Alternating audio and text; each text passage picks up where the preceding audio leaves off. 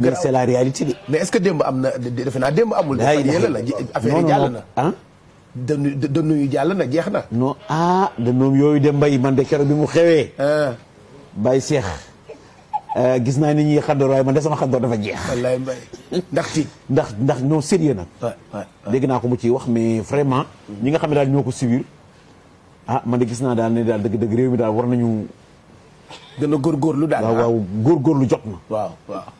góorgóorlu jot na non sérieux billahi. dëgg la de li sëriñ bi wax noonu. ay signe la. li sëriñ bi wax. Pape Malick Sy. dëgg-dëgg ay man daal dëgg-dëgg man daal xaw naa tiit. waaw yàlla baax na yàlla baax na yàlla baax na yàlla yónni dolli jàmm rek. allahumma amiin bu ca kanamee daañu ànd ak yow ci fàttaliku gi ni ñu koy defee jeudi bu jot. ci yeewu leen bi El Hadj. waaw xanaa rek di wax ne Ibro bu fekkee dafay nelaw mën na yeewu. bari seex. ay mënuma rek. parce que nag vraiment bi nag ça dépend d'Ibro. ça dépend de Ibro. voilà donc on attend Ibro. nañu xaar kon Ibro. waaw bu teel a yegg si. ñu ànd ak El Hadj Amadou Mbaye Garmi. ci li nga xamante ni moo di fàttaliku. normalement ñu ngi ko waroon jagleel. comme d'habitude kilifa goo xamee ni bokk na ci ñi xale yi war a xam ki xale yi war a xam. waaw xam nga Baye Cheikh léeg-léeg nu indi kilifa goo xam ne gii. du sori tey njariñ. te kii mi ngi dëkk rek Sindia. ñu ko El Hadj Ablaye Sow. El Hadj Ablaye Sow. mu bokkoon nag ci xaddamu Serigne Mansour Sy. ne nangoo naa ci mag ñi ne. bari na sëñ Mansour daan santaane dara dina ko sant. borom baatin la. te soriwunu dara.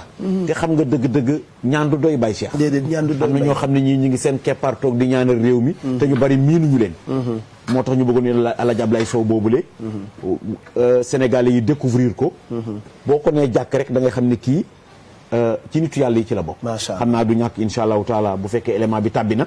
incha allah danaa ko gën a faram-fàcce. Baye incha allah ca kanam lay doon ci fàttaliku gi ak El Hadj Mbaye Garmi comme chaque jeudi et puis dinañ ci boole patrimoine ak Thioro Mbar Ndiaye ca kanam lay doon Amadou Ndiaye Mbissane.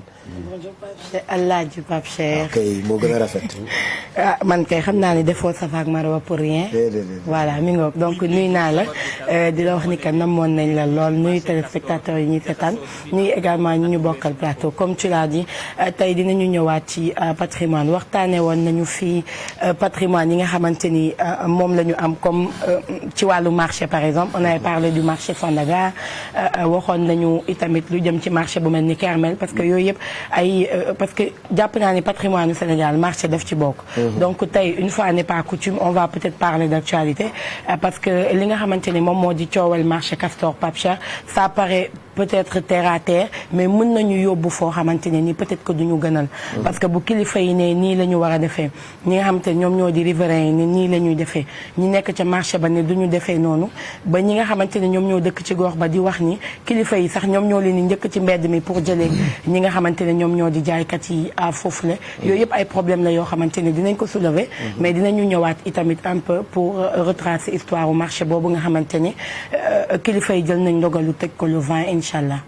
mu ngoog donc dinañu ko waxtaanee bu ca kanamee ak Thioro Mbar Ndiaye xadis yi comme d'habitude ma ngay nàmpal ci astafurlah ma ngay maquillé wu ca ginnaaw tey dinañ leen jagleel vue d'ailleurs boo xamante ni dina laal benn xale mannequin boo xamee ni il est en train de conquérir le monde grâce à son café Touba on parlera de lui bu ca kanamee Sidi Lamine Niass moo woote woon diine ak jamono waaye Assane ci lay dox diine jamono mën na dugg ci boîte de nuit léegi génn waar waa boîte bi waaw sañ na ko diine ak jamono kii mooy Assane Sidi woote woon diine ak jamono waaye Assane itam ci lay dox diine jamono voilà day dugg léegi nii ci baar mën na naan sucré naan champagne voilà mën na naan champagne léegi pare gi yéen ne champagne baaxul safurla donc gan di dama laa bëgg. yaa Oustaz ñu ngi lay ziar bu baax Assane. waaw maa lay delloo ziar Baye Cheikh am mbégte jàkkaarloo ak yéen ci Yeewu Leen bi ziar ñu bokkal plateau bi évidemment ñu topp ci Yeewu Leen bi comme ni nga ko waxee tey li Alaaji Amadou Mbaye Garmi jeexalee wala li mu daaneele foofu laa bëgg a ñëw ñu taxaw fa tuuti rek si kanam tuuti incha allah. muy lii di yee fitna. ak naka la ñuy def ba moytandiku fitna.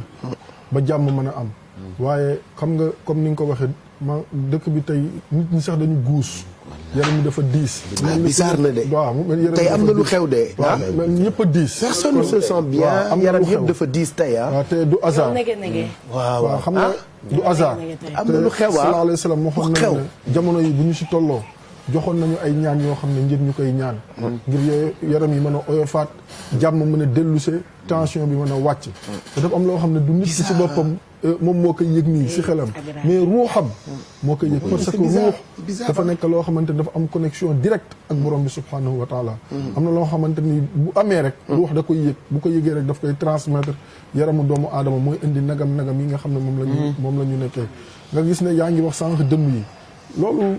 alquran bi ñu ko indee du tey. xam nga nit ñi li nga wax moom foofu la ñu toll dëpp dafa jot fi ñu jëm baaxul. bu ñu ko waxee baaxul bu ñu ko waxul baaxul. nañu dëpp balaa muy wees.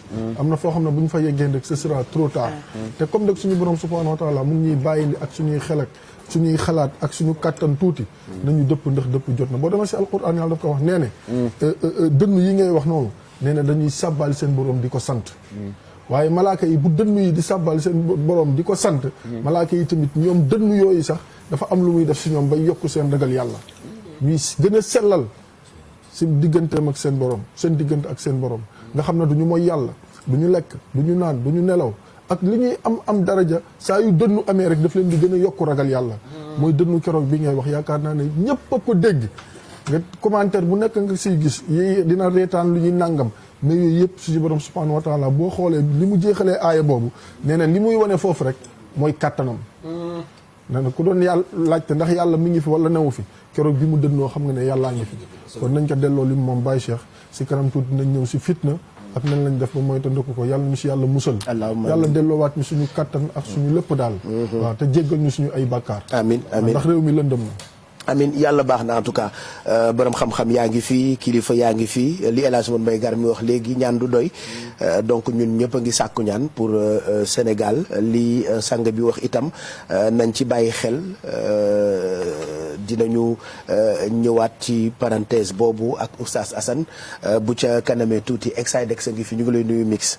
da nga doxale waay. Baye Cheikh sant macha allah ñun xanaa namoon leen rek waaw donc oustaz Gar mi Corombaan Ndiaye sama rakk ji donc nam aussi ñi nga xamante ne ñoo fi nekkul mais surtout tey nag ñu andi benn mag boo xam ne ni ñu ngi ko xamee ci turu El Hadj Ndiaga Mbaye tey moom lañ bëgg a waxtaanee ci wàllu